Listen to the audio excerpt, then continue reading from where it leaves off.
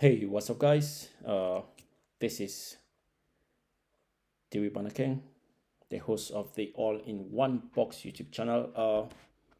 If you've been if you've been watching the news these days, or you've been watching the news for the past 4, 5, 6, 7 years, and especially the news that concern things that are happening in America, you must have noticed that there's one person who seems to be above the law. There's one person who seems to be he seems to be the person who has the most investigations going on about him. And that person is none other than tough guy, Mr. Ex-President, Mr. 45, Donald J. Trump.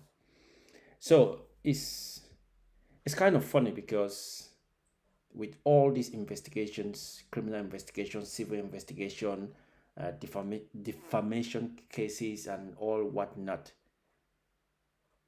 I'm not really sure that he will end up being convicted. That's my take, because these things have been going on for so long, and it's, in a way, it looks like he enjoys the spectacle of being the how can I put it? He enjoys the attention, be it in court or in the news, saying some really bizarre stuff. But he is tough, because I don't think there's any human being on earth who can withstand the scrutiny, the investigations, all the things that are going on about him. Does he even sleep at night? Because it's hard to think, because sometimes he sends his press releases at 2 o'clock in the morning, 3 o'clock in the morning. Does he really sleeps? And also, most of the lawyers who are currently on most of the cases, I don't think those lawyers really, I don't think they think in their own minds that he's going to be convicted. I don't think, because every lawyer comes in a Trump case and he says, to my knowledge, to my understanding. So does it mean most of those lawyers are being given different details about the cases? Because they're always saying, to my knowledge, to my understanding. So don't they read the court filings and all the documents regarding the cases? Or they're just there to get their paycheck and move on to the next? So let's watch. I'm not going to break down, so I'm not going to try to. Let's see some of those cases that involve Trump. Let's just check some of them, breaking down the multiple investigations into former President Trump. As former President Donald Trump launches his bid for a second term as president, there are still several legal clouds swirling around him. He is facing investigations in multiple states and districts across the country, starting in his home state, originally of New York. The state attorney general has sued the former president, 3 of his children, and the Trump organization for, quote, expansive fraud. There's also an ongoing criminal trial launched by the Manhattan District Attorney's Office against the Trump organization that's related to alleged tax avoidance. Moving down the coast to Washington, D.C., there's the Mar-a-Lago classified documents investigation. A federal grand jury has been impaneled, and witnesses are being interviewed to see if Mr. Trump mishandled classified materials after he left office. And then, of course, there are the 2 January 6 investigations, one led by the Department of Justice. That one has been interviewing witnesses. The other is being led by the House Select Committee, which subpoenaed Trump for his testimony and documents. That subpoena is currently in the midst of a legal fight between the committee and Trump's attorneys. Finally, there is the ongoing investigation in Georgia by the Fulton County District Attorney over possible 2020 election interference. Trump was recorded, as you'll recall, calling Georgia's Secretary of State asking him to find missing votes. Georgia's Governor Brian Kemp spoke before a grand jury in that case, and Senator Lindsey Graham lost a court bid to avoid testifying. Now, This whole list doesn't even include the multiple lawsuits filed against Trump by police officers injured in the January 6th Capitol riot and writer E. Jean Carroll.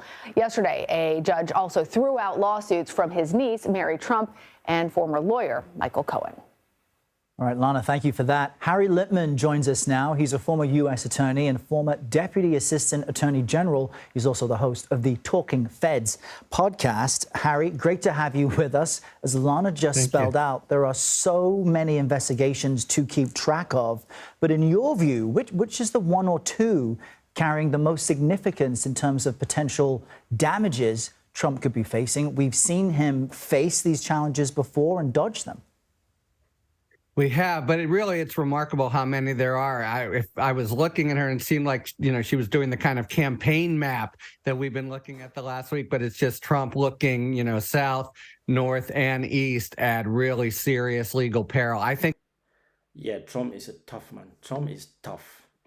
There's nobody on earth who can really go through these investigations and still does he sleep at night? How can one human being be having multiple investigations? How much is he spending? Is he really paying the lawyers, or the lawyers are just out for what's it called? For media.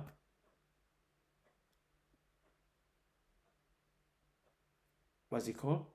I don't know. Anyway, let's listen to what this guy's most saying. perilous for him is the Department of Justice investigation into Mar-a-Lago. That, as you recall, kind of came to the fore suddenly in August with the service of a search warrant, but I think has lapped the investigation. So on the screen, you can see New York State Civil Inquiry, Manhattan Criminal Case, DC Investigations, Mar-a-Lago, DOJ January 6 Committee, and Georgia Criminal Inquiry. So that's 1, 2, 3, 4, 5, 6, 7.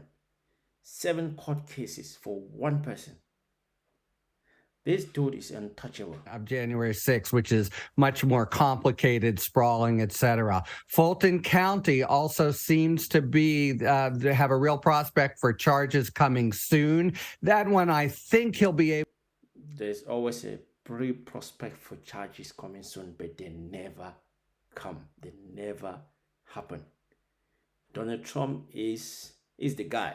He's the guy. Able to at least delay a bit with different legal challenges, but the Mar-a-Lago investigation looks to me to be pretty clean, very well developed. They've just had in the grand jury a witness of the sort that says to me as a former prosecutor, they are getting close. Hey, Harry, the former president's role in all of these investigations, they can't be described as cooperative. I'm wondering how his run for president impacts what he is and is not willing to do in terms of either being subpoenaed or testifying, et cetera. Right. He's always professed to be willing to do everything, and he's always, when it comes down to it, willing to do nothing except delay and, throw lightning bolts and tirades. I think we can assume it's the same. I think all prosecutors and investigators assume there's going to be no cooperation from Donald Trump. The January 6th committee assumes it. It's a huge national event, and the central figure will not give the American people the basic information that is, we really need. So I think we know his playbook. It won't be at all cooperative, but that's often the case with criminal defendants, and certainly the Department of Justice and Fulton County are ready to proceed on the assumption that he will be of zero help. And Harry, I know you feel that the Mar-a-Lago investigation perhaps poses the greatest risk, but in most of what we're seeing here, you've got former associates of President Trump testifying, especially as part of the criminal fraud case here in New York. Former Trump Organization Chief Financial Officer Alan Weisselberg testifying today and could potentially link Trump to crimes. What do you make of this potential testimony and the risk it lays out? So it is big, but as you point out, this trial is against the Trump organization. They tried or were very close to bringing charges against Trump personally. Weisselberg, in fact, wouldn't cooperate, so he wound up having to plead guilty, and now he's giving testimony that basically does put Trump in the middle of a knowing. One other good question is always no, it's not always. One other good question is, how can Trump be able to convince all of these, his previous workers, his previous henchmen, to go to jail for him? What does he really tell them? Do they have like an oath of allegiance, or do they have like a blood pact, or what does he do for somebody to shut his mouth and go to jail because of big Donald Trump? How does he convince them? He's Donald Trump, big Donald Trump, is a tough guy. Fraud scheme to monkey with taxes so they would pay less and Weisselberg would pay less. So the testimony itself, I think, is very damning for Trump. It doesn't augur now a criminal prosecution, but it's very bad news for the Trump organization itself. The other point that investigation in New York will create a monitor to oversee the Trump organization. So that's a whole separate kind of part of his brand and kingdom that is under real strong legal pressure. Really remarkable. Lana will need to spell it out on a map each day just so we can all keep track of it. And here it's like the weather or John King, whatever. Right? Harry Littman, thank you for digesting all of that with us. We appreciate it. Thank you, Lana. Thank you, Era. All right, let's listen to one more, breaking down the multiple. We've seen that one. Let me search again. 7 months. Let's look for something that is not too old, as recent as 3 days ago. Trump on trial, likely criminal charges, has Trump fuming. What did he say? I don't want anything to be too long. No, not NBC News. I want something recent. 18 hours ago, Trump could be indicted under state law, not for campaign violations, legal expert says.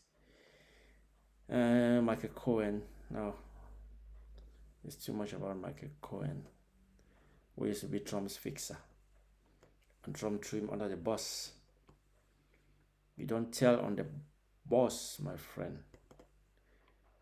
So what is the latest about big Donald Trump?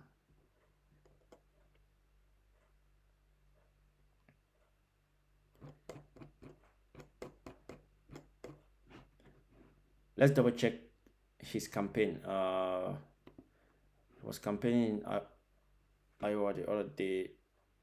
Oh, 7-0? That's crazy. So what did he say? What happens if former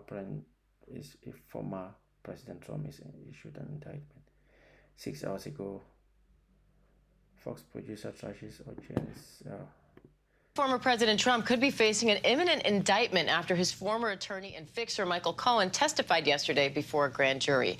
New York prosecutors have invited Trump to testify about his role in the hush money payment to adult film actress Stormy Daniels. Senior investigative reporter Aaron Kutursky joins me live now for more on this.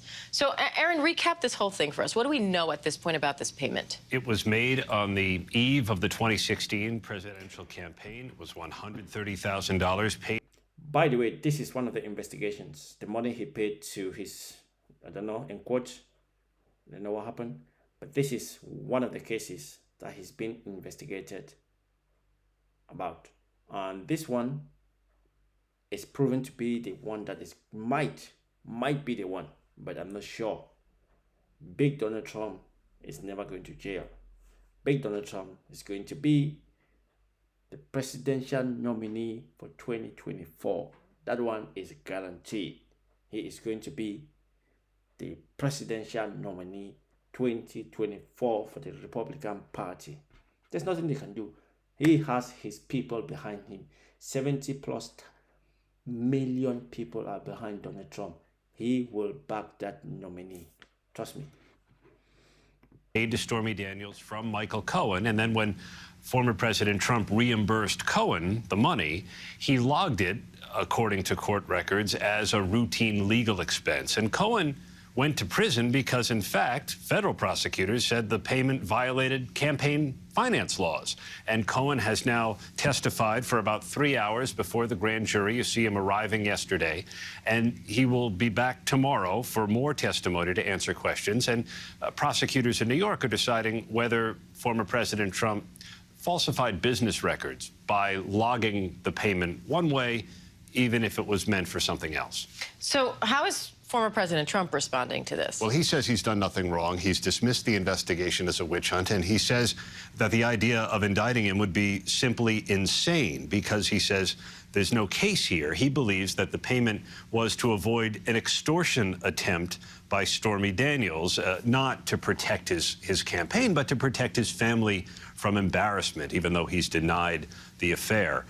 We don't think Manhattan prosecutors see it that way. Cohen may be among the last witnesses to testify before the district attorney, Alvin Bragg, makes a decision whether to file criminal charges. So what happens next? What are the chances we see Trump testify here, because he has been invited to? And what are the chances of an indictment? There is, by law, a requirement that potential criminal defendants be given the chance to testify, tell the grand jury their side of the story before the DA moves ahead with a charging decision.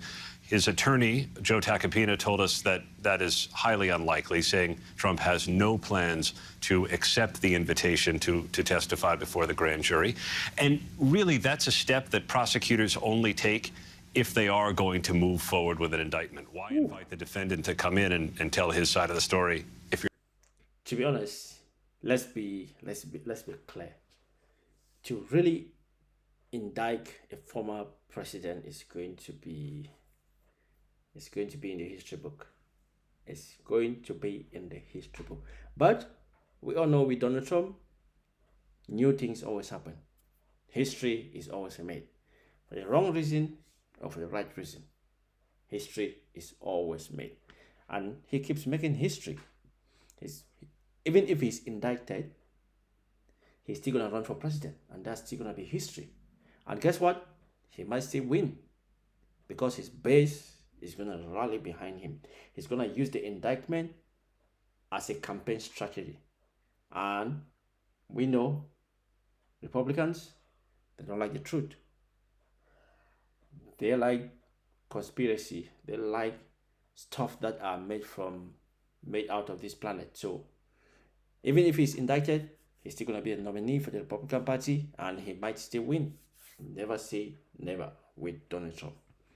You're not going to move forward. So if they do issue that indictment, then what happens? Well, then the former president, would be like any other criminal defendant, sort of. You'd think he'd have to surrender to face the charges, appear to be arraigned on the indictment, and then the process would run its course through the courts with a potential trial, maybe a year off or so. But it would be unprecedented to have a former American president charged with a crime.